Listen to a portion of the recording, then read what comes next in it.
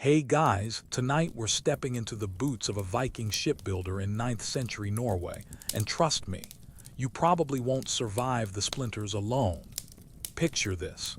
You're waking up in a smoky timber hall where the air is thick enough to chew. Your hands are already aching from yesterday's work, and you've got a longship to finish before the raiding season begins. But here's the hook. Why did Viking ships strike such terror into medieval hearts, and what secret techniques made them virtually unsinkable? So, before you get comfortable, take a moment to like the video and subscribe, but only if you genuinely enjoy what I do here. Drop a comment with your location and local time. I love seeing where in the world you're listening from at this ungodly hour. Now, dim the lights. Maybe turn on a fan for that soft background hum, and let's ease into tonight's journey together. The first pale light of dawn creeps through the smoke hole in your hall's roof, and you're already stirring on your straw mattress. Your wife Astrid shifts beside you, pulling the wool blanket closer as the morning chill seeps through the timber walls. The roosters are doing their obnoxious dawn chorus outside, and you can hear old Bjorn next door already coughing up half his lungs, a sound that's become as reliable as sunrise itself. You stretch, feeling every joint protest from yesterday's labor. Your hands are a roadmap of calluses and fresh cuts, each one earned through countless hours wielding adze and axe. The smell of wood smoke mingles with the lingering scent of last night's mutton stew, creating that distinctly medieval breakfast ambience that would probably make a modern person gag. Through the small window opening, you can see the harbor where your latest project sits, a sleek longship that's been consuming your life for the past 4 months. She's beautiful, even half-finished, with her elegant curves and that predatory lean that makes Viking vessels look like they're hunting even when they're sitting still. Today, like every day for the past week, you'll be working on the hull planking, the meticulous process that separates master shipwrights from weekend warriors. The mainstream historical fact here is that Viking shipbuilders were among the most skilled craftsmen of their era, creating vessels that could navigate both open seas and shallow rivers, a revolutionary design that gave Vikings their tactical advantage. But here's a quirky tidbit most people don't know. Viking ships were often built upside down, with the hull constructed first and then flipped, a technique that required incredible precision and teamwork. You swing your legs over the edge of the bed, your bare feet hitting the packed earth floor with a soft thud. The hall is still dim, lit only by the dying embers in the central hearth. Your tools hang on wooden pegs along the wall, your precious adze with its curved blade, several axes of different sizes, your measuring stick, and the iron rivets that cost more than most people earn in a month. Historians still argue whether Viking shipbuilders worked from detailed plans or relied entirely on inherited knowledge and eyeballing proportions. But you know the truth. It's a bit of both. Your father taught you the basic ratios, the way a ship's beam should relate to her length, how deep to make the keel, but every vessel is unique, shaped by the timber available and the intended purpose. The fire needs stoking before you can even think about breakfast. You pad over to the hearth, your breath visible in the cool air, and add a few pieces of birch bark and kindling to the glowing coals. The flames catch quickly, casting dancing shadows on the walls and warming your face. Soon, Astrid will be up to prepare the morning meal, but for now, you have these quiet moments to mentally prepare for the day ahead. Outside, the village is slowly coming to life. You can hear the distant lowing of cattle being led to pasture, the creak of cart wheels on the dirt path, and the rhythmic thunk of someone splitting firewood. Your neighbor Eric is probably already at his forge, preparing to make more of those precious iron rivets you'll need. The sound of his hammer on anvil has become the soundtrack of your project. You pull on your wool tunic and leather breeches, the familiar weight of your belt settling around your waist. Your eating knife hangs there alongside a small pouch containing your personal rune stones. Not that you're particularly superstitious, but when you're building something that needs to survive North Sea storms, you take all the help you can get. The anticipation builds as you think about today's specific tasks. You've got 3 more strakes to fit on the starboard side, and each one needs to be perfect. The clinker-built construction method doesn't forgive mistakes. Every plank must overlap its neighbor just so, creating that distinctive stepped appearance that makes Viking ships instantly recognizable. As full daylight begins to filter through the smoke hole, you can almost taste the satisfaction of another day's progress. Your ship, she doesn't have a name yet, but you've been thinking Sea Wolf might suit her, is beginning to look like the predator she'll become. Soon, she'll carry warriors across the Whale Road, her dragon head cutting through waves while her crew dreams of silver and glory. The smell of barley porridge bubbling in the iron cauldron draws you fully awake, and Astrid is already moving efficiently around the hearth, her movements practiced from years of this same morning routine.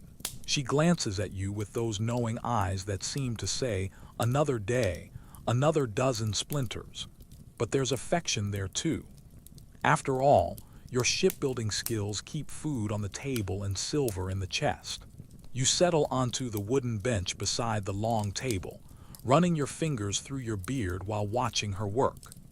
The porridge is thick and steaming, mixed with a handful of dried berries that add just enough sweetness to make the morning bearable. She ladles it into your wooden bowl, then adds a generous dollop of butter that melts immediately into golden pools. The children were asking about the ship again, Astrid mentions, settling beside you with her own bowl. Your son Magnus, all of 8 years old, has been pestering you to let him help with the riveting, while your daughter Sigrid keeps drawing pictures of dragons on every scrap of bark she can find. Kids these days, they think shipbuilding is all glory and adventure, not realizing it's mostly backache and splinters. The ale is weak but refreshing, the kind of small beer that's safer to drink than the questionable water from the village well. You take a long draught, feeling the slight buzz that helps ease the stiffness in your joints. Outside, you can hear the village coming fully alive, dogs barking, children laughing, and the eternal sound of axes biting into wood. Here's a mainstream historical fact that might surprise you. Viking families typically ate only 2 meals a day, with the morning meal being relatively light compared to the evening feast. But here's the quirky part. They often added seaweed to their porridge for extra nutrition, something that would probably make modern breakfast enthusiasts gag. Astrid has also prepared a small loaf of dark bread, dense and chewy, made from barley and rye with just enough wheat to keep it from being completely inedible. You tear off a chunk and dip it in the porridge, creating a combination that's surprisingly satisfying. The bread will also serve as your midday meal, wrapped in cloth and tucked into your belt pouch. Olaf stopped by yesterday while you were at the harbor, she continues, referring to your neighbor who's been angling to commission his own fishing boat. He's getting impatient about when you might start his project. You grunt non-committally. Olaf's boat will have to wait until the longship is finished.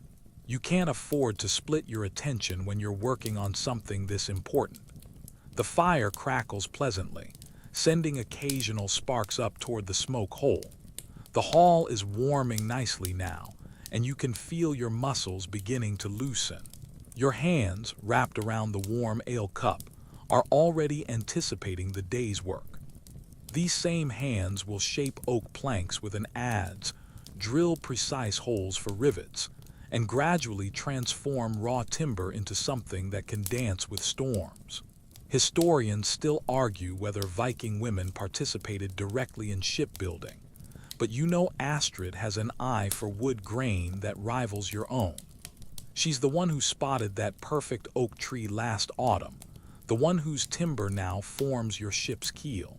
Sometimes the best craftsmen are the ones who never get credit for their contributions.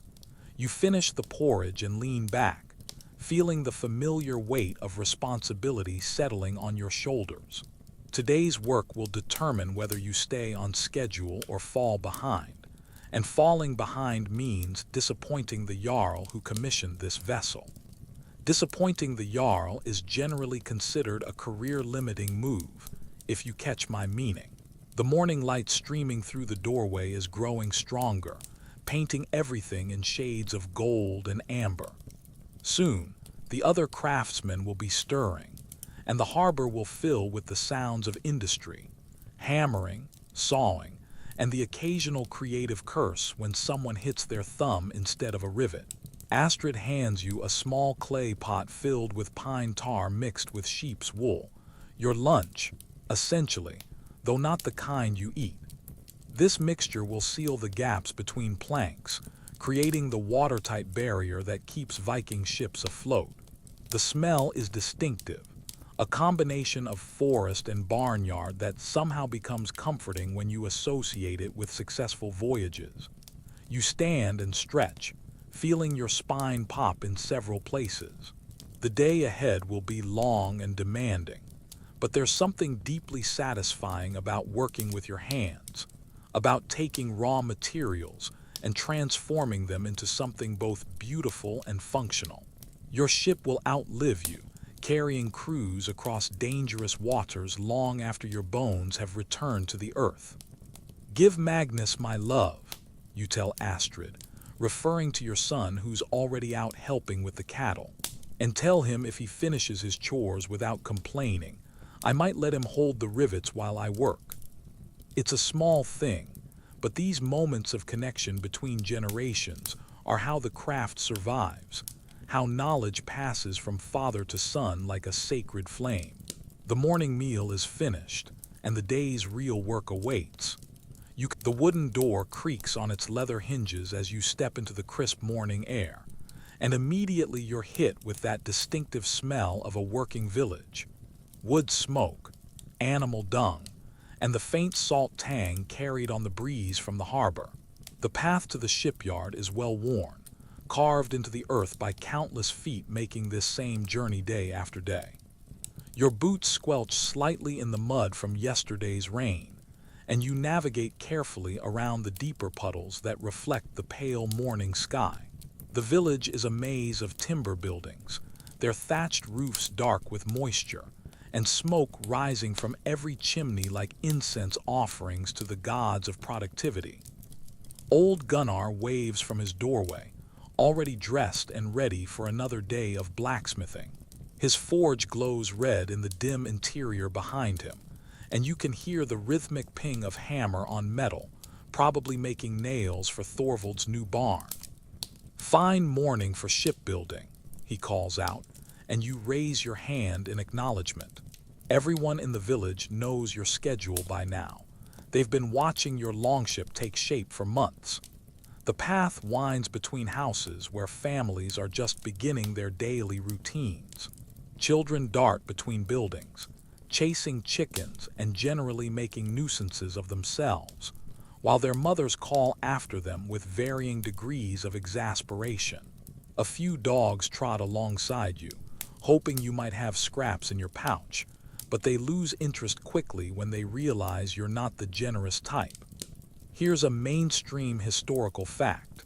Viking villages were typically built near water sources, both for transportation and because shipbuilding required enormous amounts of fresh water for soaking timber and mixing various sealants.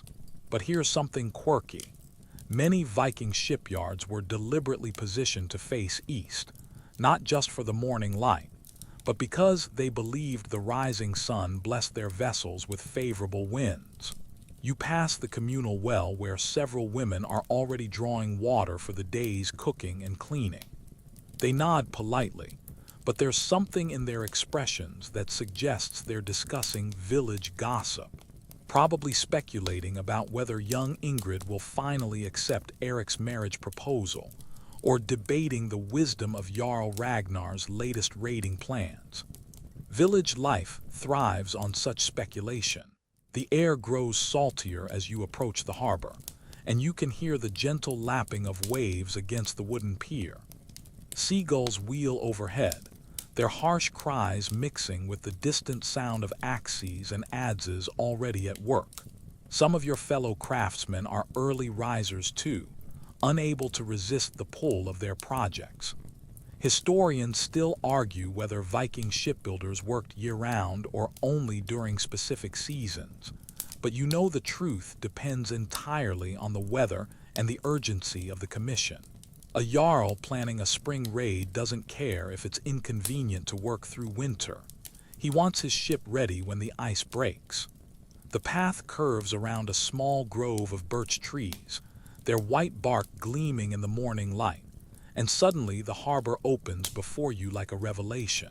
Your ship sits there among several others in various stages of completion, her graceful lines already suggesting the speed and power she'll possess when finished. Even incomplete, she's beautiful, a testament to the marriage of function and artistry that defines Viking craftsmanship. Other shipwrights are arriving too, each heading toward their own projects with the focused determination of craftsmen who take pride in their work.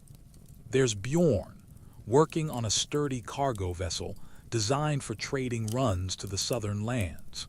His ship is broader and deeper than yours, built for carrying goods rather than warriors, but no less impressive in its own way. The morning light catches the water just right, creating a path of silver that leads directly to your ship. It's almost like the gods are pointing the way, though you're practical enough to know it's just the angle of the sun. Still, there's something magical about these moments before the day's work begins, when everything seems possible, and the only limits are your own skill and imagination. You can already see where you left off yesterday. 3 planks secured on the port side, their edges perfectly aligned and ready for the next strake. The timber you selected last week is seasoned and ready, split and rough-shaped, but waiting for the precise work that will transform it from raw wood into part of a living vessel. A light breeze carries the scent of pine tar and oak shavings, the perfume of your profession. Your hands are already tingling with anticipation, eager to grip the familiar weight of your tools and continue the slow, methodical process of creation. Each day brings your ship closer to completion, closer to that moment when she'll slide into the water for the first time and prove whether all your calculations and craftsmanship were worth the effort. The harbor is fully alive now, with craftsmen calling greetings to each other and the sound of work beginning in earnest. Somewhere in the distance, you can hear the rhythmic chanting of men hauling timber, their voices keeping time with their steps. It's going to be a good day for building ships. Your ship sits before you like a sleeping dragon, her partially completed hull gleaming with morning dew, and you approach with the careful eye of a craftsman who knows that yesterday's work can make or break today's progress. The timber planks you shaped and fitted yesterday need inspection. Wood has a mind of its own, and overnight changes in humidity can cause warping that would be disastrous if left uncorrected. You run your hands along the starboard strakes, feeling for any irregularities in the smooth overlap joints that define clinker construction. The oak feels solid under your palms, cool and slightly damp, but there's no sign of the dreaded twist that can ruin hours of careful work. Your fingers trace the edges where each plank meets its neighbor, checking that the gaps remain consistent and ready for caulking. The adze marks from yesterday's shaping are still visible, creating a subtle texture that speaks of hand craftsmanship. Modern people might call it rough, but you know these tool marks serve a purpose. They help the pine tar and wool mixture grip better when you seal the joints. Every mark tells a story of deliberate, purposeful work. Here's a mainstream historical fact that might surprise you. Viking ships were built without detailed blueprints, relying instead on traditional proportions and the builder's experienced eye. But here's the quirky part. Many shipwrights would actually sleep beside their vessels during construction, claiming they could hear the wood talking and warning them of potential problems. You crouch beside the keel, running your measuring stick along its length to ensure it hasn't shifted overnight. The massive oak beam that forms your ship's backbone is as straight as the day you selected it, its grain running true and strong. This piece alone represents weeks of careful selection. You rejected dozens of trees before finding one with the perfect combination of size, straightness, and grain pattern. The iron rivets you installed yesterday are holding perfectly, their heads flush with the wood surface and showing no signs of loosening. Each rivet represents a small fortune in iron, but there's no substitute for their strength and durability. You've seen ships held together with wooden pegs fail in heavy seas, their hulls opening like flowers and sending crews to feed the fishes. Moving to the bow, you examine the stem post where the dragon head will eventually mount. The joint between stem and keel is critical. This is where the ship will take the greatest stress when cutting through waves. You tap it gently with your knuckles, listening for the solid thunk that indicates a tight, secure connection. Satisfied, you move on to check the frame timbers. Historians still argue whether Viking shipbuilders used steam to bend their timber or relied on careful selection of naturally curved wood. But you know the truth is more complex. Some curves can be steamed. Others require finding trees that grew in just the right conditions to produce the needed shape naturally. The morning inspection reveals one small concern. A tiny gap has opened between two planks on the port side, probably due to the wood continuing to season and shrink slightly. It's nothing serious, easily fixed with a thin shim and some additional caulking, but it reminds you why this daily ritual is so important. Catching problems early saves hours of work later.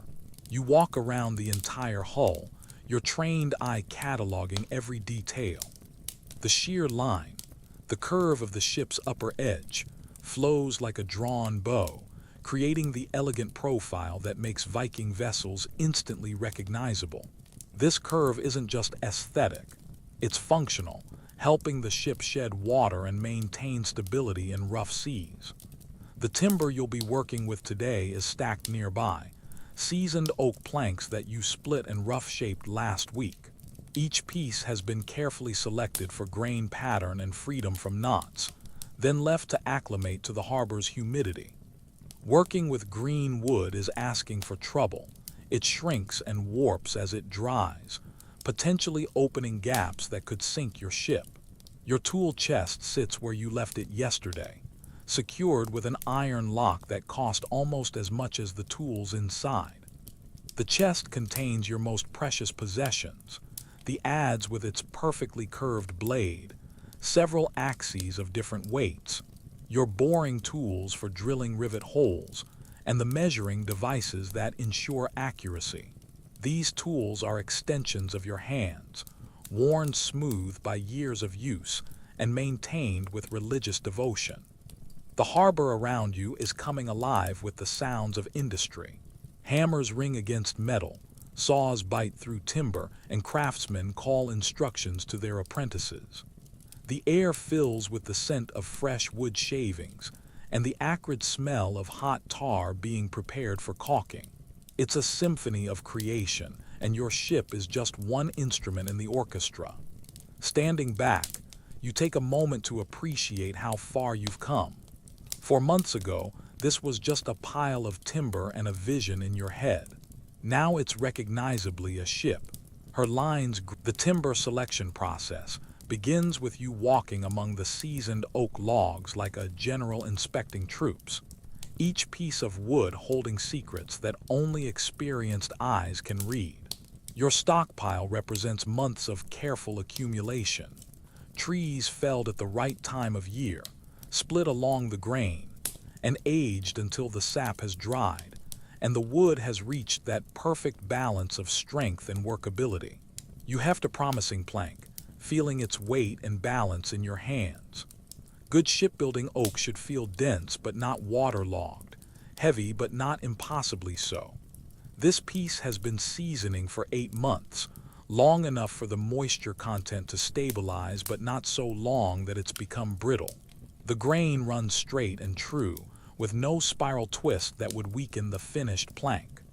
Your fingers trace the growth rings, reading the tree's history like a book. Tight, even rings indicate steady growth, the kind of wood that won't surprise you with hidden stresses or unexpected splits. Wide rings suggest rapid growth, often meaning weaker wood that's more prone to checking and warping. This particular piece passes inspection, earning a place in today's work pile. Here's a mainstream historical fact. Viking shipbuilders preferred oak above all other woods because of its strength, durability, and resistance to rot. But they also used pine for masts and ash for oars. But here's something quirky. They believed that wood cut during certain phases of the moon would be stronger and more resistant to shipworms, a belief that actually has some scientific basis. The splitting process requires both strength and finesse. You position your wedges carefully along the grain, then drive them home with measured blows from your heaviest axe. The wood splits with a satisfying crack, revealing the pale interior that's been protected from weather and insects. Each split must follow the natural grain. Fighting the wood's natural tendencies is a recipe for weak, twisted planks.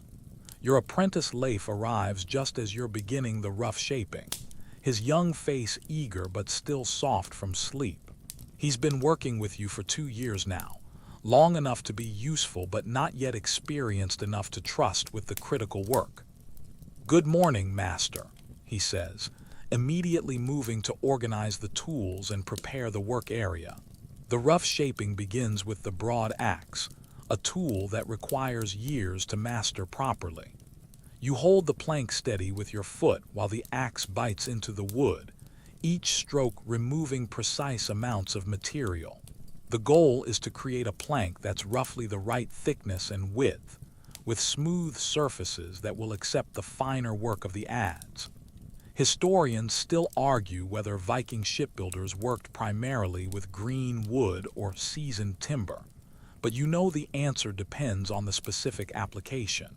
Keel timbers must be seasoned for stability, while some curved pieces work better when slightly green and more flexible. Leif watches intently as you work, occasionally asking questions about technique or wood selection. Teaching an apprentice is part of your responsibility, ensuring that the craft survives into the next generation. "See how the grain changes direction here," you point out, pausing in your work. "That's where the tree grew around a branch. We'll need to adjust our cuts to avoid weakness." The adze work comes next, the most skilled part of the shaping process. This curved blade allows you to hollow out surfaces and create the precise curves needed for clinker construction. Each stroke must be controlled and deliberate. Too deep and you weaken the plank, too shallow and you'll spend hours making corrections. The rhythm of the work is almost meditative. Swing, cut, check. Swing, cut, check. Your hands know exactly how much force to apply, how to angle the blade for maximum efficiency. Wood shavings curl away from the adze edge, creating a carpet of pale spirals around your feet. The scent of fresh oak fills the air, clean and slightly sweet. Other craftsmen are engaged in similar work around the harbor, the sound of axes and adzes creating a percussion ensemble that echoes off the water. Bjorn is shaping ribs for his cargo vessel, while young Thorstein works on oar handles for a fishing boat. Each project requires slightly different techniques, but the fundamental skills remain the same. You pause occasionally to check your progress with the measuring stick, ensuring that the plank maintains consistent thickness and width. Viking shipbuilding tolerances are surprisingly tight. Variations of more than a finger's width can cause problems when fitting planks together. Precision at this stage saves hours of adjustment later. The morning sun climbs higher, warming your back as you work. Sweat begins to bead on your forehead despite the cool air, testament to the physical demands of the craft. Your shoulders and arms burn with the familiar ache of repeated axe swings, but it's a good burn, the kind that comes from productive labor. By mid-morning, you've rough-shaped 3 planks to the point where they're ready for final fitting. Each piece represents about 2 hours of careful work. The clinker construction method is where Viking shipbuilding transforms from simple carpentry into high art, and you approach this critical phase with the reverence it deserves. Each plank must overlap its neighbor in a precise pattern that creates both strength and flexibility. The secret that allows Viking ships to bend with the waves rather than break against them. You position the first new strake against the hull, checking its fit against the plank below. The overlap should be exactly 1 finger's width, no more, no less. Too much overlap wastes precious timber and adds unnecessary weight, while too little creates weak joints that can fail under stress. Your experienced eye measures the gap automatically, a skill developed through years of practice and more than a few expensive mistakes. The boring iron comes out next, a specialized tool that creates the precise holes needed for riveting. Each hole must be perfectly aligned with its partner in the overlapping plank, positioned to avoid the grain lines that could cause splitting. You mark the locations carefully with a sharp knife, then begin the slow process of drilling through both pieces of oak simultaneously. Here's a mainstream historical fact. The clinker-built technique used by Vikings was so effective that it remained virtually unchanged for over 500 years, proving its superiority over other construction methods. But here's something quirky.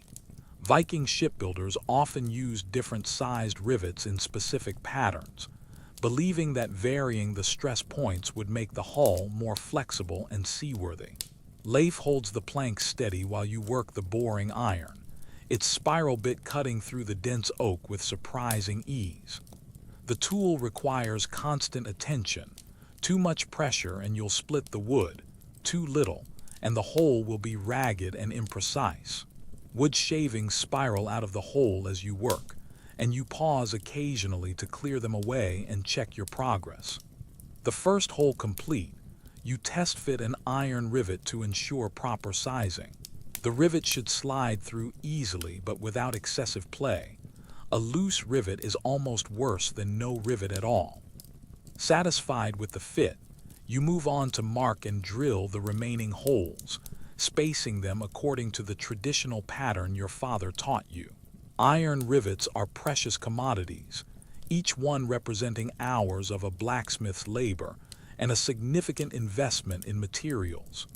You handle them carefully, checking each one for flaws or imperfections that could compromise the joint. A single failed rivet in heavy seas could start a chain reaction that dooms the entire vessel. So quality control at this stage is literally a matter of life and death. The riveting process itself requires 2 people working in perfect coordination. Leif positions himself inside the hull with a heavy iron block called a dolly, while you work from the outside with hammer and rivet set. The rivet slides through both planks, and you begin the delicate process of forming the head that will lock everything together.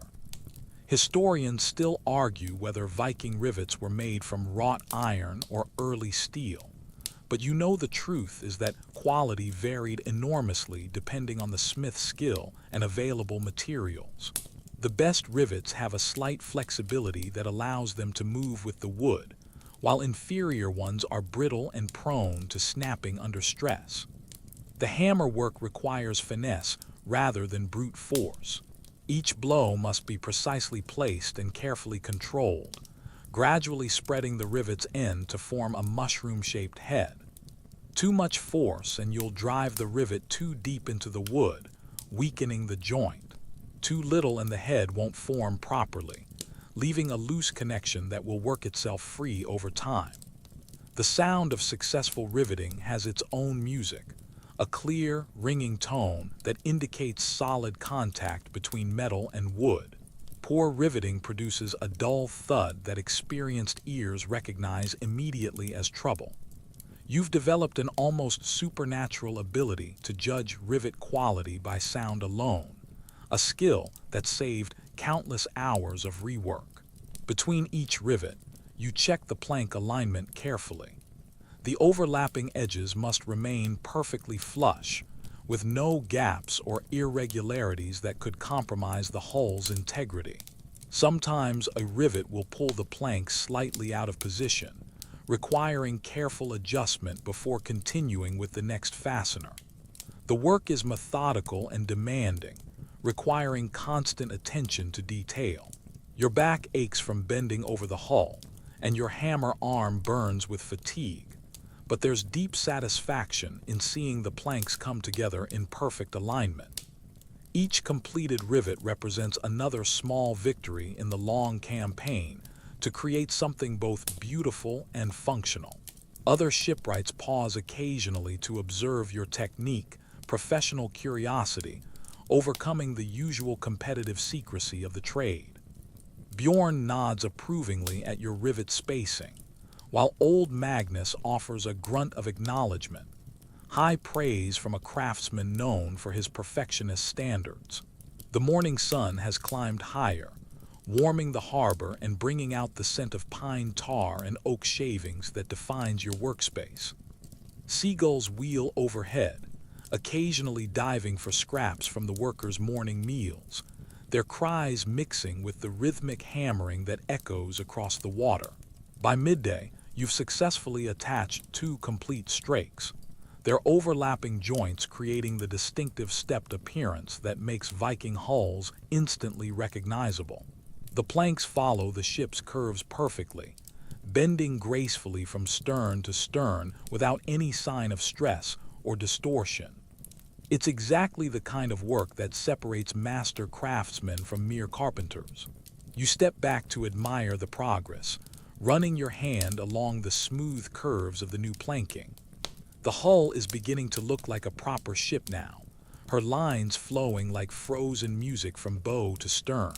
Tomorrow you'll add another strake, and another after that. Gradually, the sun reaches its zenith as your stomach begins its familiar midday protest, and you set down your hammer with the satisfied feeling of morning work well done. The other craftsmen are also pausing their labors, and the harbor fills with the sounds of men settling down for their midday meal and well-deserved rest. You retrieve your cloth-wrapped bundle from the tool chest, settling onto a convenient pile of timber with a grunt of relief. Your back appreciates the chance to straighten after hours of bending over the hull, and you stretch luxuriously before unwrapping your simple meal. The dark bread is still fresh enough to be edible, and you tear off a chunk, savoring the dense, slightly sour flavor that comes from proper fermentation. Leif produces his own meal, a more elaborate affair that includes cheese and dried fish, evidence of his family's slightly better circumstances. He settles beside you, and soon you're joined by Bjorn and his apprentice Nut, creating an impromptu gathering of shipwrights sharing food and conversation. Your riveting is looking clean, Bjorn observes, nodding toward your morning's work. Coming from him, this is high praise indeed. Bjorn's own ships are legendary for their precision and durability. The spacing is particularly good, even and consistent. Here's a mainstream historical fact. Viking shipbuilders often worked in informal guilds, sharing techniques and maintaining quality standards through peer review and friendly competition. But here's something quirky. They believed that sharing a meal near an unfinished ship would transfer some of the food's essence to the vessel, making it more seaworthy and blessed with good fortune. The conversation turns to technical matters, as it always does when craftsmen gather. Nut asks about the proper angle for drilling rivet holes, and you demonstrate with a piece of scrap wood, showing how the slight inward angle helps lock the joint more securely.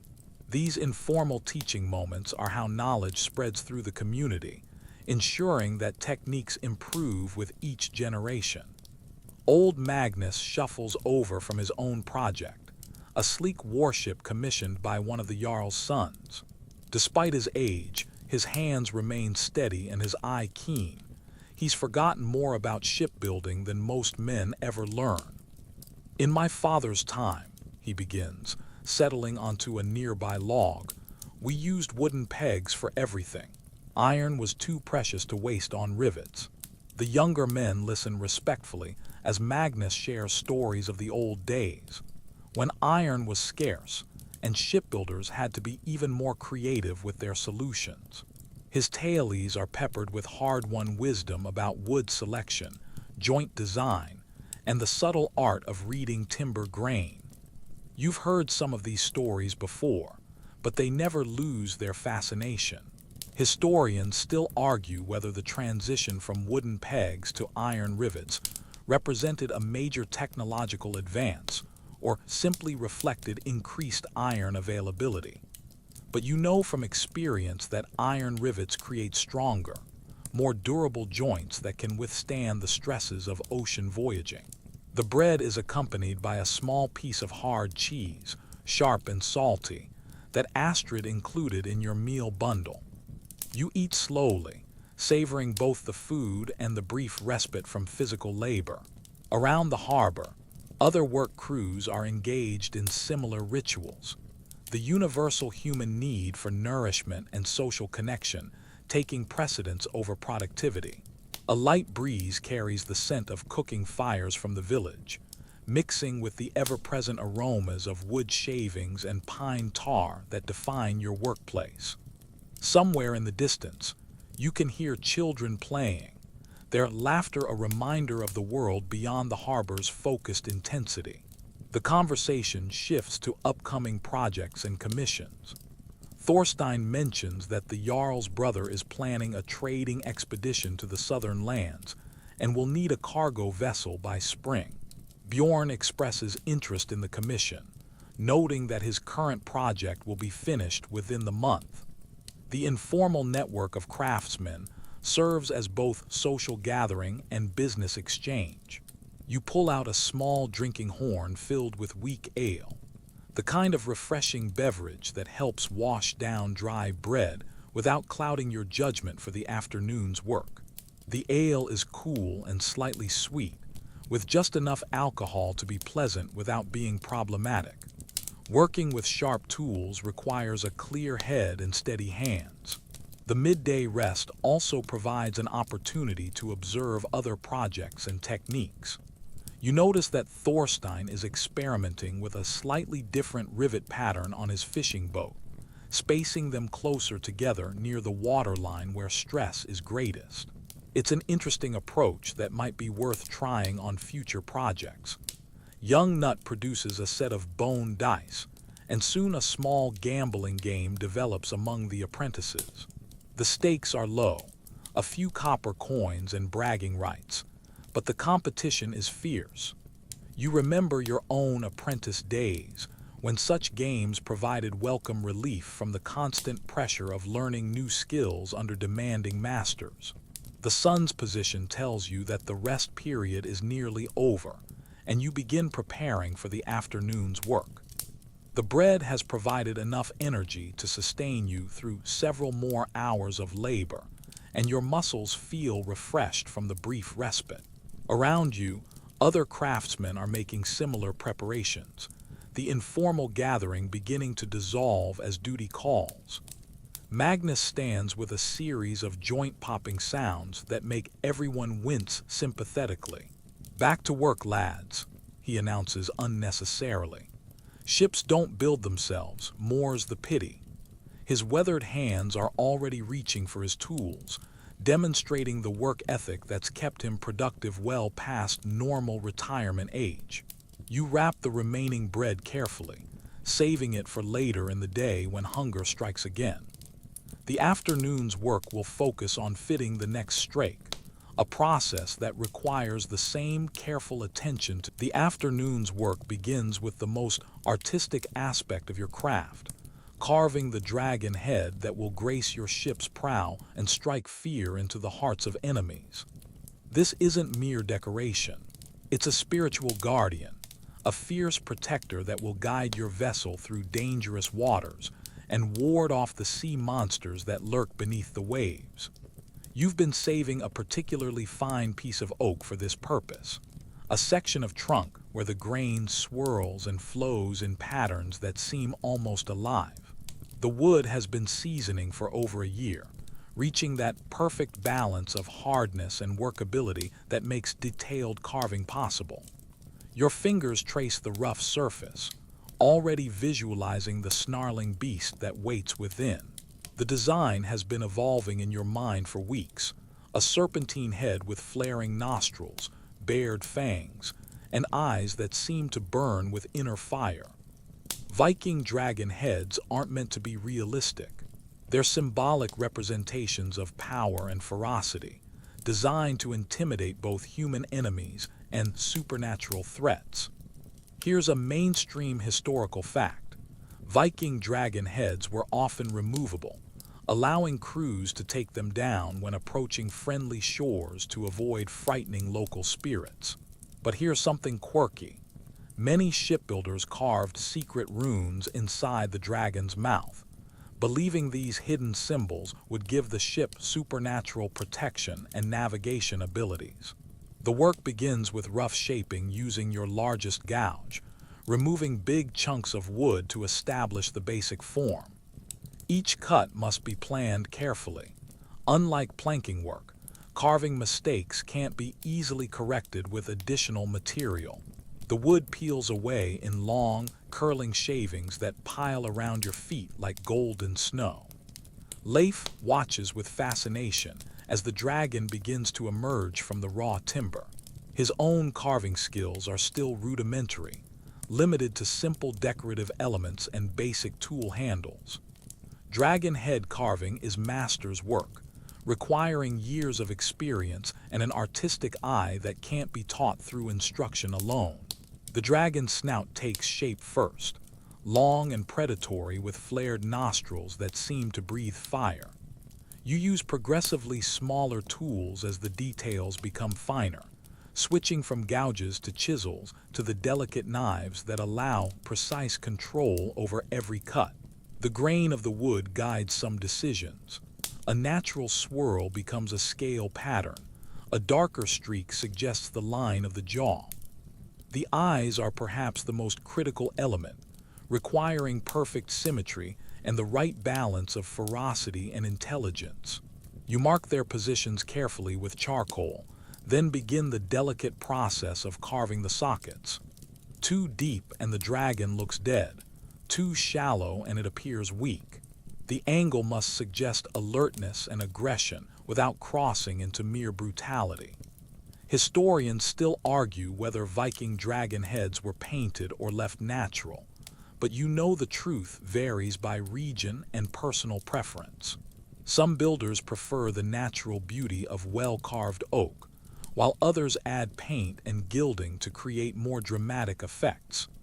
The afternoon sun provides excellent light for detail work, casting sharp shadows that help reveal the emerging forms.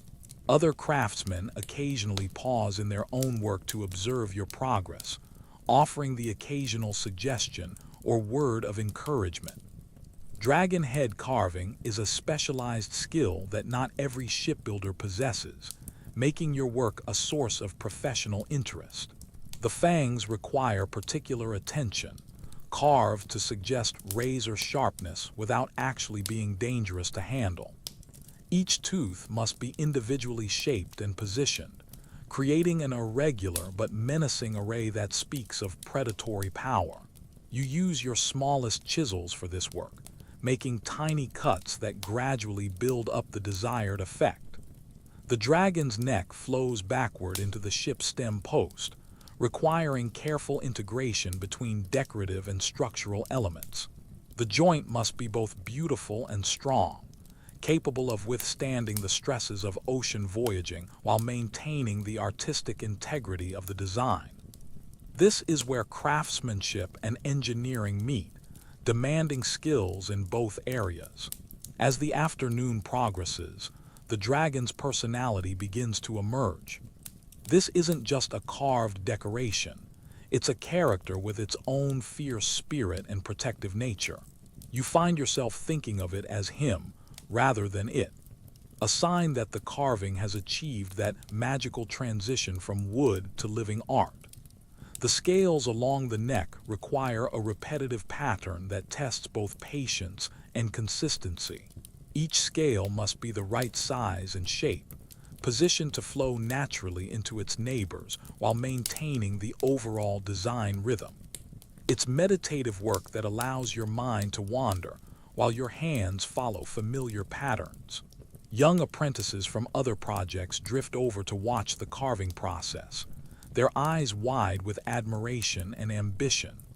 Someday they too will attempt dragon heads, though few will achieve the level of skill that makes the work look effortless. You remember your own first attempts, crude and clumsy compared to your master's elegant creations. The dragon's expression is crucial, fierce but not evil, protective rather than merely aggressive.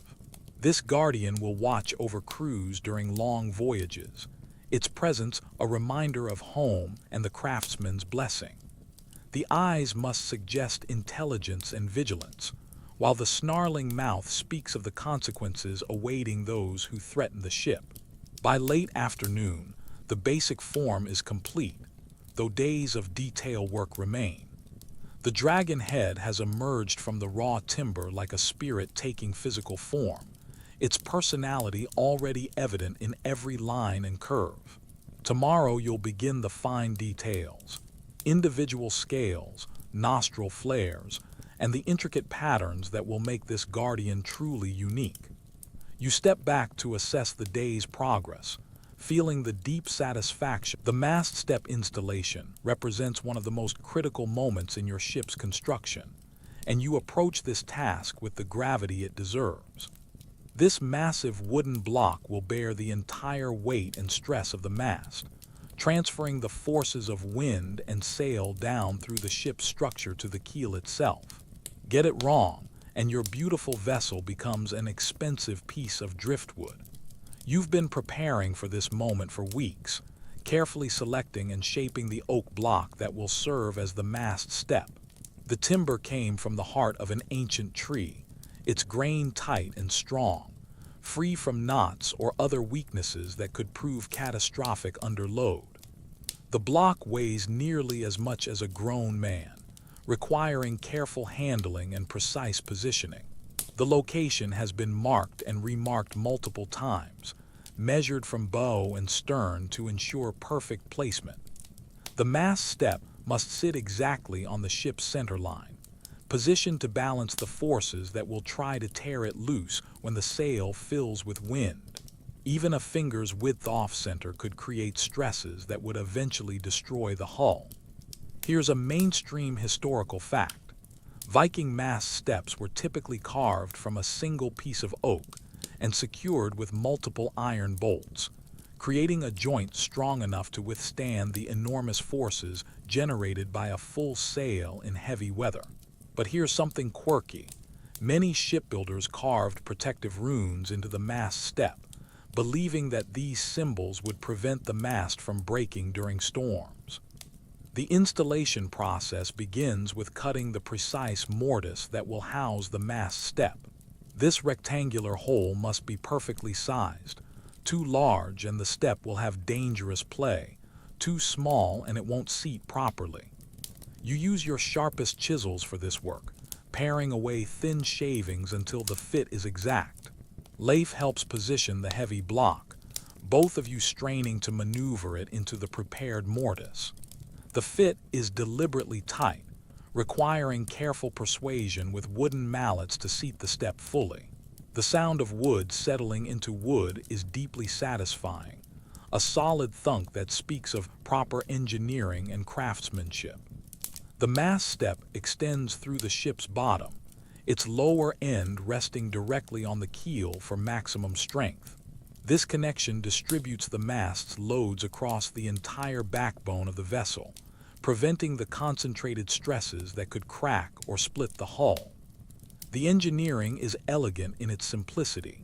No complex joints or elaborate mechanisms, just solid wood bearing on solid wood. Iron bolts secure the mast step permanently in place, their threads cut by hand and their heads countersunk to avoid snagging lines or sails. Each bolt represents hours of blacksmith work, the iron heated and hammered into precisely the right shape and size. You handle them carefully, knowing that these fasteners are literally holding your ship together. Historians still argue whether Viking ships used fixed masts or removable ones, but you know the truth depends on the vessel's intended use. Warships often had removable masts for stealth and maneuverability, while trading vessels typically used fixed installations for simplicity and strength.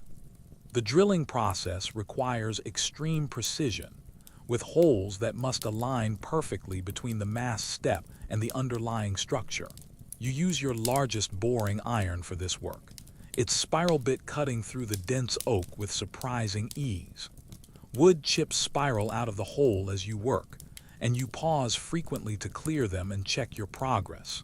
The first bolt slides through the aligned holes with satisfying precision, its threads engaging smoothly as you turn it home with a large iron key. The connection grows tighter with each turn, drawing the mast step firmly against the keel and creating a joint that will last for decades of hard use. Other craftsmen pause in their work to observe the installation, recognizing this as a milestone moment in your ship's construction. A properly installed mast step means the vessel is ready for rigging and sail trials, bringing her significantly closer to completion. Bjorn nods approvingly at your technique, while old Magnus offers one of his rare smiles. The second and third bolts follow the same careful process, each one adding to the overall strength and security of the installation. You check and double-check the alignment, ensuring that the mast step remains perfectly centered and level. Any deviation now would be nearly impossible to correct later without major reconstruction. The socket that will receive the mast itself requires careful shaping, carved to match the base of the timber that will eventually stand here. The fit must be snug enough to prevent movement, but not so tight that the mast can't be removed if necessary. You use your smallest gouges for this delicate work, testing the fit repeatedly with a wooden template. The afternoon light slants across the harbor as you put the finishing touches on the installation. The mast step sits solid and true, its grain aligned with the ship's centerline and its surface perfectly level. Tomorrow, when you step the actual mast, this foundation will prove its worth by holding firm against the enormous forces that will try to tear it loose. You run your hands over the completed installation, feeling for any irregularities or rough spots that could cause problems later. The wood is smooth and solid, the iron bolts tight and secure. It's exactly the kind of work that separates professional shipbuilders from ambitious amateurs, invisible when done right, catastrophic when done wrong. The mast step represents more than just structural engineering. It's the heart of your ship's sailing capability.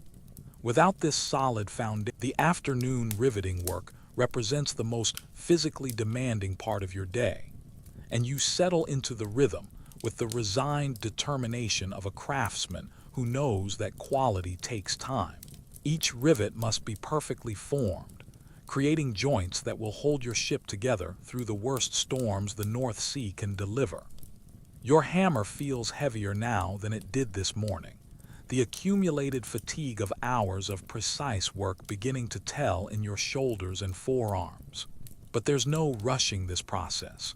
A poorly formed rivet head is worse than no rivet at all, creating a weak point that could fail catastrophically when the ship encounters heavy weather.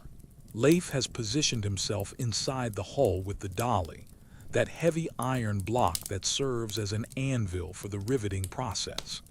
His job requires perfect timing and steady nerves.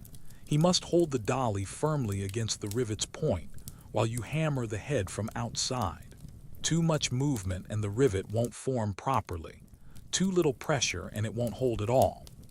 The first rivet of the afternoon session slides through the pre-drilled holes with satisfying precision, its iron shaft gleaming dully in the slanted sunlight. You position your rivet set carefully, ensuring that the forming tool is perfectly centered on the rivet's end. The first hammer blow is always the most critical. It sets the pattern for everything that follows. Here's a mainstream historical fact. Viking rivets were typically made from wrought iron, hammered into shape while red hot, and then allowed to cool slowly for maximum strength and flexibility. But here's something quirky. Experienced shipbuilders could judge a rivet's quality by the sound it made when struck, with good rivets producing a clear, ringing tone while flawed ones gave off a dull thud. The hammer work requires a delicate balance between force and finesse. Too hard and you'll drive the rivet too deep into the wood, potentially splitting the plank or creating a weak joint. Too soft and the head won't form properly, leaving a loose connection that will work itself free over time. Your experienced hands know exactly how much force to apply, developed through years of practice and more than a few expensive mistakes. The sound of successful riveting echoes across the harbor, a clear, rhythmic ringing that speaks of quality workmanship. Other craftsmen can judge your skill by listening to your hammer work, and you take pride in the consistent, professional tone that marks each properly formed rivet head. Between rivets, you pause to check the plank alignment, ensuring that the overlapping edges remain perfectly flush. Sometimes the riveting process can pull the plank slightly out of position, requiring careful adjustment before continuing. It's tedious work, but absolutely essential for creating a hull that's both strong and watertight. The iron grows warm under repeated hammer blows, the metal spreading gradually to form the mushroom-shaped head that will lock the joint permanently. You can feel the rivet's resistance changing as the head forms, the solid thunks gradually becoming sharper rings as the metal work hardens under your hammer. Historians still argue whether Viking shipbuilders used hot riveting or cold forming techniques, but you know from experience that room temperature iron works perfectly well for this application. Hot riveting might be faster, but it requires a forge nearby and creates risks of fire that most harbors can't afford. Your back aches from bending over the hull, and sweat beads on your forehead despite the cool afternoon air. The physical demands of shipbuilding are relentless. Every joint requires multiple rivets, and every rivet demands perfect execution. There are no shortcuts in this business, no ways to compromise on quality without risking lives. Leif's timing has improved dramatically over the past months, his dolly work now synchronized perfectly with your hammer strokes. Teaching an apprentice is part art and part endurance test. You must maintain your own standards while gradually building his skills and confidence. The investment in training pays dividends when you have a helper who can anticipate your needs. The afternoon sun creates perfect working light, bright enough to see clearly but not so harsh as to create confusing shadows. You've learned to time your most demanding work for these optimal conditions, saving routine tasks for the early morning and late afternoon when visibility is less critical.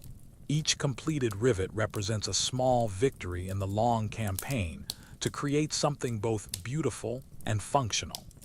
The joint is now permanently secured, capable of withstanding the enormous stresses that ocean voyaging will impose. Your ship is growing stronger with every fastener, gradually becoming the formidable vessel she was designed to be. The work is methodical and demanding, requiring constant attention to detail and unwavering commitment to quality. Your hands know the rhythm now, Position, strike, check, adjust, strike again. The pattern repeats dozens of times, each cycle bringing your ship closer to completion.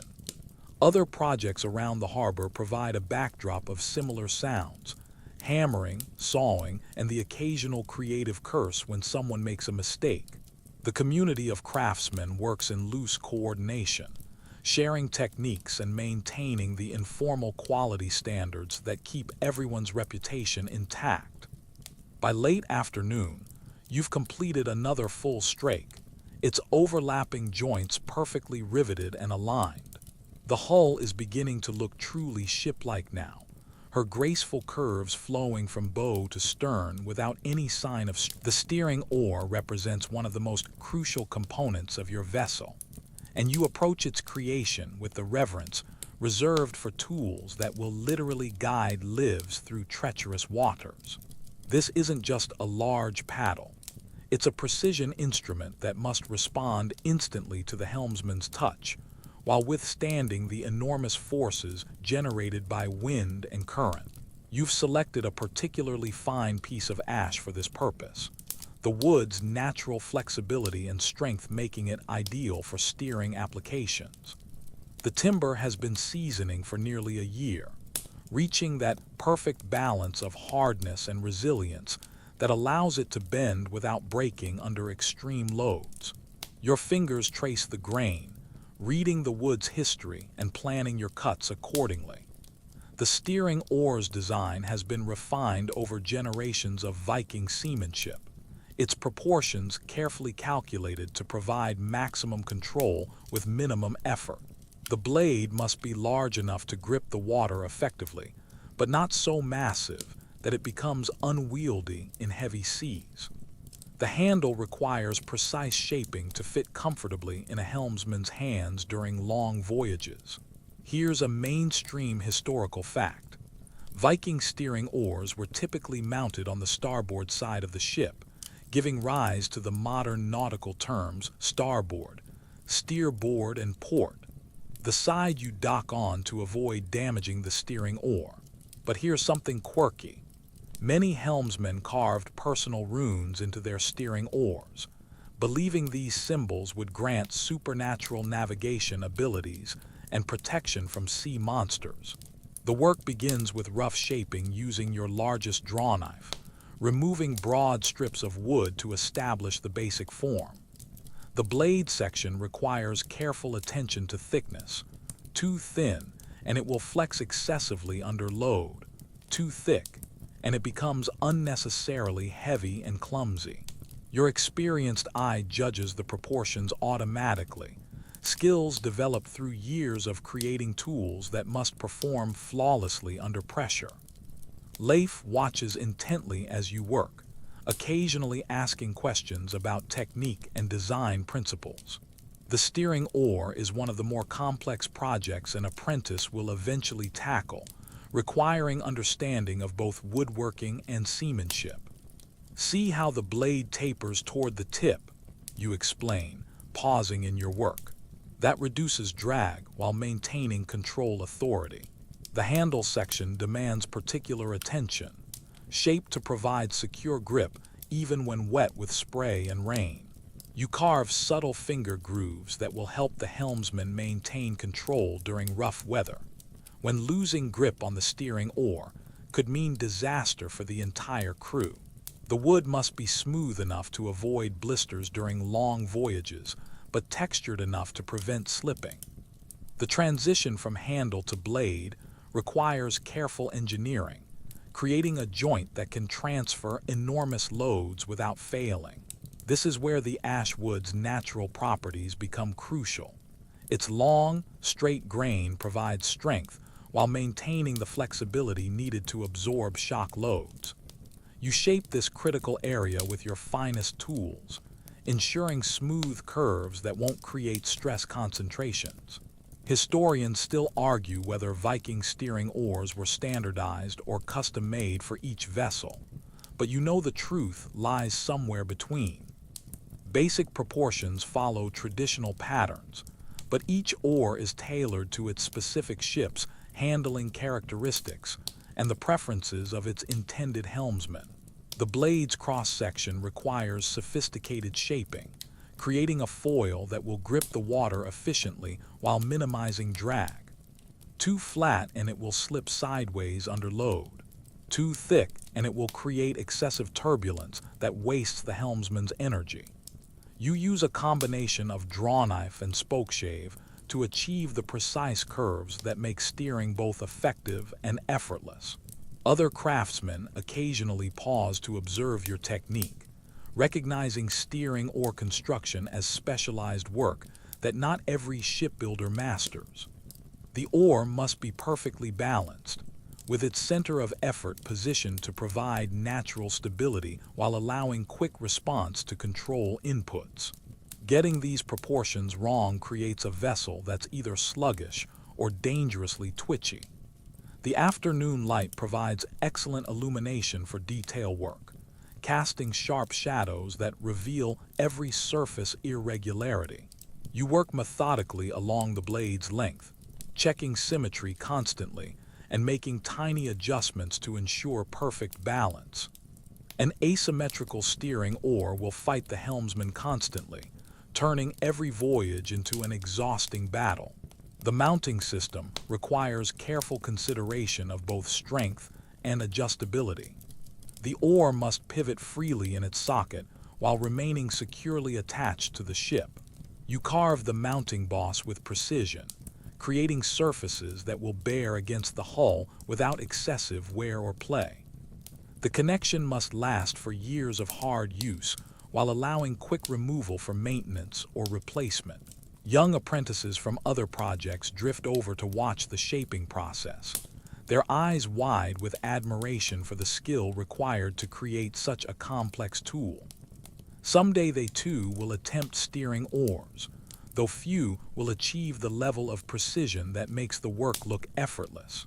You remember your own first attempts, crude and clumsy compared to your master's elegant creations.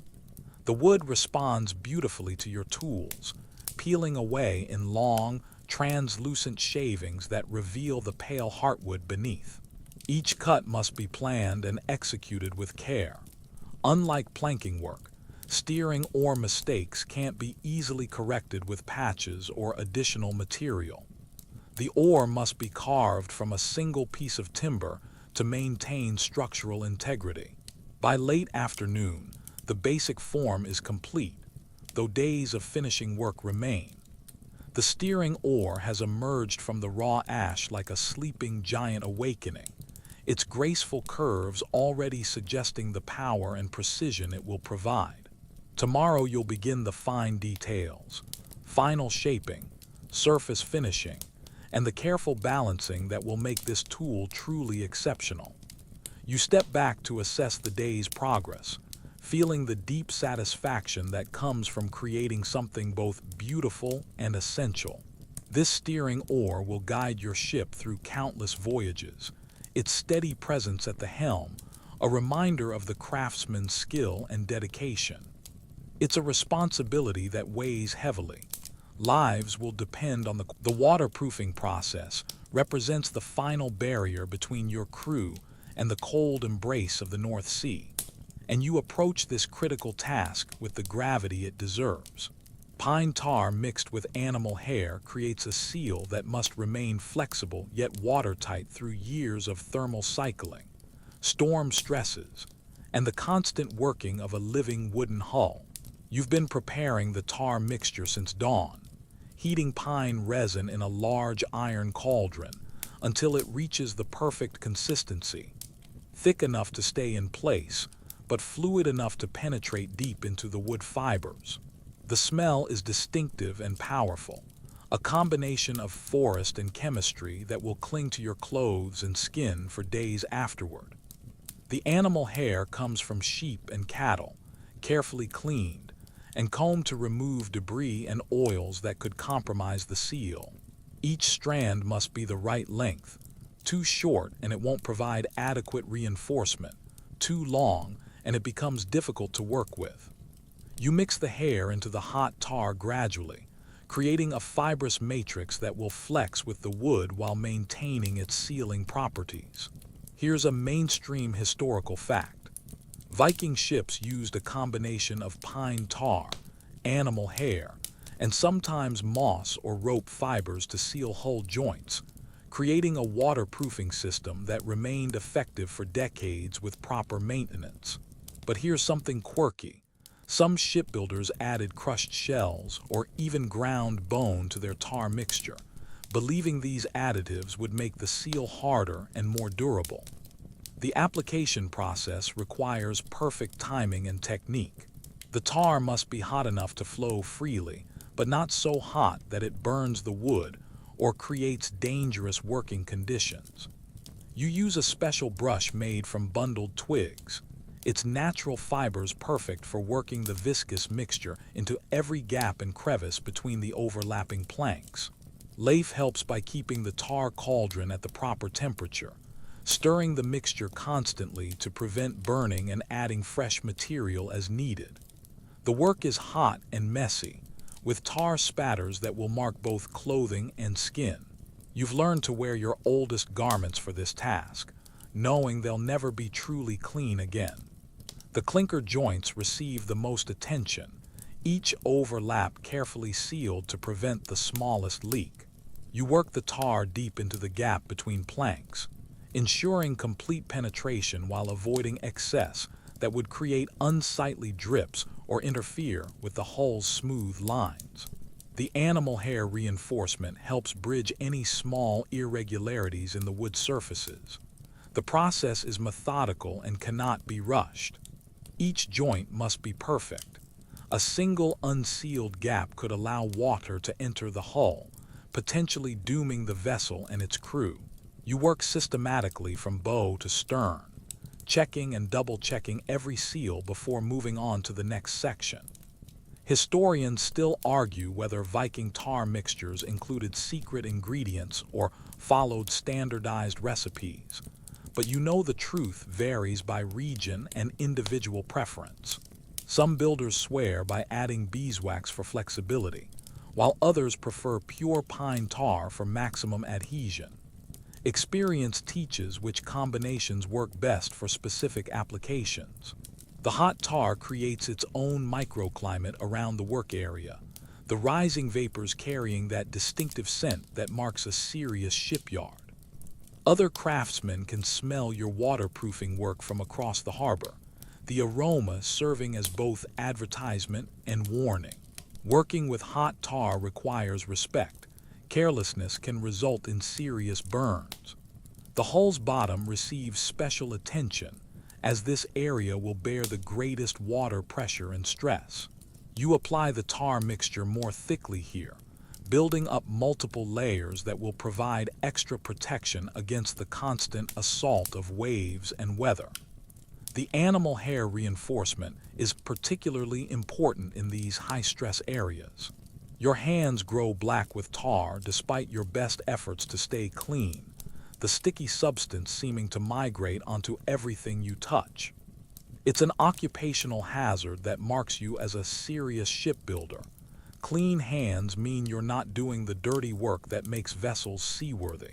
The tar will eventually wear off, but the pride in quality work lasts much longer. The afternoon sun helps cure the tar, its heat accelerating the chemical processes that will transform the liquid mixture into a flexible, durable seal. You can actually watch the surface changing as the solvents evaporate and the resin polymerizes, creating the tough skin that will protect your ship for years to come. Other projects around the harbor are at various stages of waterproofing, creating a symphony of sizzling tar and the occasional curse when someone gets splattered. The community of craftsmen shares techniques and warnings, ensuring that everyone benefits from hard-won experience with this critical but dangerous process. The work is physically demanding, requiring constant bending and reaching to access every joint and seam. Your back aches from the awkward positions, and the heat from the tar cauldron adds to the day's accumulated fatigue. But there's deep satisfaction in seeing each joint properly sealed, knowing that your careful work will keep crews dry and safe. By late afternoon, The hull's waterline is completely sealed, every joint protected by the tar and hair mixture that represents centuries of accumulated shipbuilding wisdom. The black lines of sealant follow the graceful curves of your clinker construction, creating patterns that are both functional and beautiful in their own industrial way. You step back to assess the day's progress, feeling the weight of responsibility that comes with this final protective barrier. Tomorrow, when your ship first touches water, these seals will face their ultimate test. The quality of today's work will determine whether she floats. The final inspection phase requires the methodical eye of a master craftsman, combined with the paranoid attention to detail of someone whose reputation depends on perfection. You walk slowly around your nearly completed vessel, running experienced hands over every surface while your trained eye searches for the smallest flaw that could compromise performance or safety. The hull's sheer line flows like a drawn bow from stem to stern, creating the elegant profile that makes Viking ships instantly recognizable across the known world. You check this critical curve from multiple angles, ensuring that both sides match perfectly, and that there are no flat spots or irregularities that could affect the vessel's handling characteristics. Your measuring stick comes out repeatedly as you verify dimensions and proportions throughout the hull. The beam-to-length ratio must be exactly right for the intended purpose. Too narrow, and the ship will be tender and unstable. Too wide, and she'll be slow and clumsy. These proportions have been refined over generations of Viking seamanship, each measurement representing accumulated wisdom paid for in blood and silver.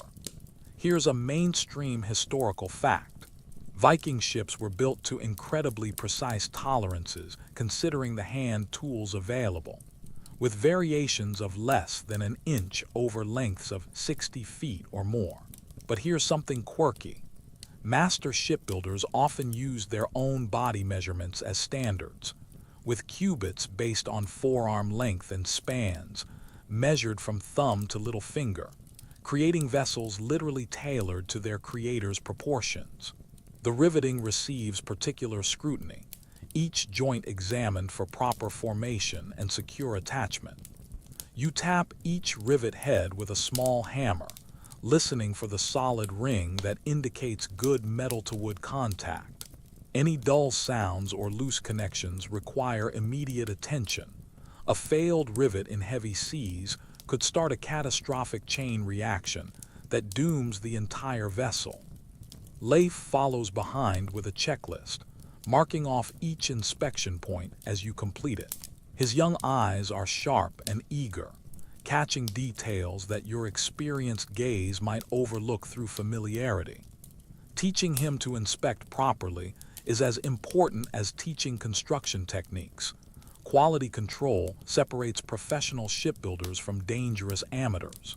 The waterproofing seals receive careful examination, each tar-filled joint checked for completeness and proper curing. You probe gently with a thin knife blade, testing the seal's integrity without damaging it. The pine tar should be firm but flexible, creating a barrier that will move with the wood while maintaining its watertight properties. The dragon head mounting requires special attention, as this decorative element will face enormous stresses when the ship encounters heavy weather. The joint between carved head and stem post must be absolutely secure, capable of withstanding the forces that will try to tear it loose when waves crash over the bow. You check the fit repeatedly, ensuring no gaps or weaknesses that could lead to failure. Historians still argue whether Viking ships underwent formal sea trials or were simply launched and hoped for the best. But you know that careful inspection and testing are essential for vessels that must survive North Sea storms. Every detail matters when lives depend on your craftsmanship. The steering oar mounting receives thorough examination, its pivot points checked for proper clearance and smooth operation. The oar must move freely through its full range of motion without binding or excessive play. You work the mechanism repeatedly, feeling for any roughness or resistance that could make steering difficult during critical moments. The mast step installation gets particular scrutiny, as this component will bear enormous loads when the sail fills with wind. You check the fit between step and socket, ensuring that the connection is tight but not so rigid that it can't accommodate the slight movements that keep wooden ships flexible and seaworthy. Your hands explore every surface, feeling for splinters, rough spots, or tool marks that could snag lines or injure crew members. A ship's deck and rails will be handled constantly during normal operations, making smooth surfaces both a safety requirement and a mark of professional craftsmanship. You make notes of areas that need additional finishing work. The hull's interior receives equal attention, each frame and stringer examined for proper attachment and structural integrity. The internal bracing that gives your ship its strength must be perfectly installed, capable of distributing loads throughout the entire structure. You check joint fits and fastener security, ensuring that nothing will work loose under the stresses of ocean voyaging. Other craftsmen pause in their own work to observe your inspection process, recognizing this phase as the moment when months of labor either prove successful or reveal costly mistakes. The harbor falls unusually quiet as you work, the community of shipbuilders understanding the gravity of this final quality check. The afternoon light provides perfect illumination for detail work, casting sharp shadows that reveal every surface irregularity. You use this natural lighting to advantage, positioning yourself to catch reflections and shadows that might hide flaws invisible under other conditions. Years of experience have taught you exactly where problems typically occur. Minor issues receive immediate attention. A slightly proud rivet head gets filed flush. A rough spot on the rail gets sanded smooth. A small gap in the waterproofing gets additional tar. These tiny corrections represent the difference between good work and great work, the attention to detail that separates master craftsmen from mere builders.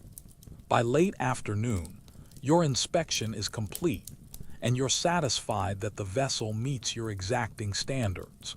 Every joint is secure, every surface properly finished, every component ready for the stresses of actual service. Tomorrow's launch will prove whether months of careful work have created. The evening cleanup ritual marks the transition from productive labor to well-earned rest, and you approach this final task of the day with the same methodical care that characterizes all your work. Your tools are extensions of your hands, and their proper maintenance ensures they'll serve faithfully through countless future projects. You begin with the adze, that curved blade that's shaped more planks than you can count. The cutting edge shows the days where tiny nicks from encounters with hard grain and the slight dulling that comes from hours of steady use. You examine it carefully in the slanted evening light, planning tomorrow's sharpening session while cleaning away the accumulated wood dust and pine tar.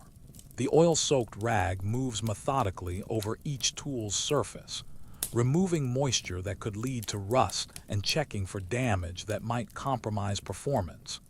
Your axes receive particular attention, their edges examined for chips or irregularities that could make them dangerous to use. A damaged axe is worse than no axe at all. It can slip unexpectedly and cause serious injury. Here's a mainstream historical fact. Viking craftsmen typically owned their own tools, which were valuable enough to be mentioned in wills and passed down through generations as family heirlooms. But here's something quirky. Many shipbuilders carved protective runes into their tool handles, believing these symbols would prevent accidents and ensure the tools would bite true when cutting wood. Leif helps organize the smaller tools, sorting chisels by size and ensuring that each boring iron is properly cleaned and oiled. His movements are becoming more confident and systematic, the habits of proper tool care gradually becoming second nature. These lessons in maintenance are as important as instruction in use. Neglected tools fail when you need them most. The measuring devices require special care, as accuracy depends on their continued precision. You check your measuring stick for straightness, examining it for warps or splits that could affect future measurements. The wooden rulers and squares that ensure your ship's proportions are correct must themselves remain true and reliable. Your tool chest represents a significant investment. Iron tools are expensive, and quality examples are worth their weight in silver. You arrange each implement in its designated place, the familiar ritual helping your mind transition from the day's focused work to evening relaxation. Everything has its place, and everything must be in its place. The sharpening stones come out next, their surfaces worn smooth by years of faithful service. You test each cutting edge carefully, feeling for the slight roughness that indicates dulling. Tomorrow morning's work will be more efficient if tonight's preparation is thorough. Sharp tools cut cleanly and safely, while dull ones require dangerous amounts of force. The pine tar cauldron requires careful cleaning, its iron surface scrubbed free of residue that could contaminate future batches. The sticky substance clings tenaciously, requiring hot water and persistent scrubbing to remove completely. You've learned that proper cleanup now saves hours of preparation later. Historians still argue whether Viking tool maintenance followed formal procedures or relied on individual craftsmen's preferences. But you know that consistent care is essential for tools that must perform reliably under demanding conditions. A shipbuilder's reputation depends as much on tool maintenance as on construction skill. The work area itself needs attention. Wood shavings and sawdust swept into neat piles for disposal or reuse. The harbor's tidiness reflects the professionalism of its craftsmen. A cluttered workspace suggests sloppy thinking and careless habits. You take pride in leaving your area clean and organized for tomorrow's work. Other craftsmen are engaged in similar rituals around the harbor. The community of shipbuilders sharing the understanding that proper cleanup is part of professional practice. Tools left dirty or improperly stored quickly deteriorate, becoming expensive reminders of careless habits. The evening light creates long shadows across the harbor, painting everything in shades of gold and amber that make even mundane cleanup tasks seem somehow significant. Your ship sits nearby, her completed hull a testament to months of careful work and proper tool maintenance. Tomorrow she'll face her first contact with water, the ultimate test of your craftsmanship. You oil the lock on your tool chest carefully, ensuring it will operate smoothly and securely. These tools represent your livelihood and your professional identity. Losing them to theft or neglect would be catastrophic. The chest itself is a work of art, its joints tight and its hardware carefully maintained. The day's accumulated wood shavings make excellent kindling, and you gather the choicest pieces for your home fire. Nothing goes to waste in a shipyard. Even the smallest scraps have value for starting fires or mixing with tar for specialized applications. Thrift and efficiency are hallmarks of successful craftsmen. Your hands show the day's work, stained with tar, marked with small cuts, and bearing the calluses that mark a working craftsman. You clean them as thoroughly as possible, though some stains will remain until they wear away naturally. These marks are badges of honor, proof of honest labor and skilled craftsmanship. The tool maintenance ritual also provides time for reflection on the day's accomplishments and planning for tomorrow's tasks. Your ship is nearly complete now, requiring only final details and preparation for launch.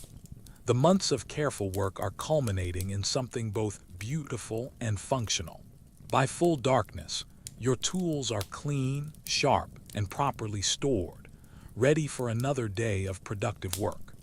The harbor grows quiet as other craftsmen complete their own clean. The sun hangs low over the harbor like a golden coin balanced on the water's edge, and you pause in your final tasks to appreciate the moment that marks another day's progress toward completion. Your ship sits before you in the gathering dusk, her graceful lines now fully revealed, every plank and rivet contributing to a harmony that speaks of both function and beauty. The dragon head catches the last light, its carved features seeming almost alive in the shifting shadows. Those fierce eyes that took days to perfect now gaze eternally seaward, ready to guide crews through unknown waters and ward off the dangers that lurk beneath the waves. The craftsmanship that went into every scale and fang represents not just skill, but a spiritual connection between builder and vessel. You run your hand along the completed shear strake, feeling the smooth transition from one plank to the next, the overlapping joints creating that distinctive stepped profile that makes Viking ships instantly recognizable. Each piece of timber has been carefully selected, shaped, and fitted with the precision that separates master craftsmen from mere builders. The wood feels alive under your palm, ready to flex and bend with the sea's rhythm. Here's a mainstream historical fact. Completed Viking longships could be built in as little as 3 months by experienced crews, though more elaborate vessels often took a full year or more to finish properly. But here's something wonderfully quirky. Many shipbuilders would sleep beside their nearly completed vessels the night before launch, claiming they could hear the ship dreaming of the sea and whispering her preferences for rigging and sail configuration. The harbor around you settles into evening quiet, the sounds of hammering and sawing giving way to the gentle lapping of waves against the wooden pier. Other craftsmen are completing their own daily rituals, tools cleaned and stored, work areas tidied for tomorrow's continuation of their endless dance with wood and iron. The community of shipbuilders shares an unspoken understanding of the satisfaction that comes from honest labor well done. Leif stands beside you, his young face reflecting the same mixture of pride and anticipation that you feel. Over these months of working together, he's grown from an eager but clumsy apprentice into a competent craftsman who understands not just the techniques, but the philosophy behind quality shipbuilding.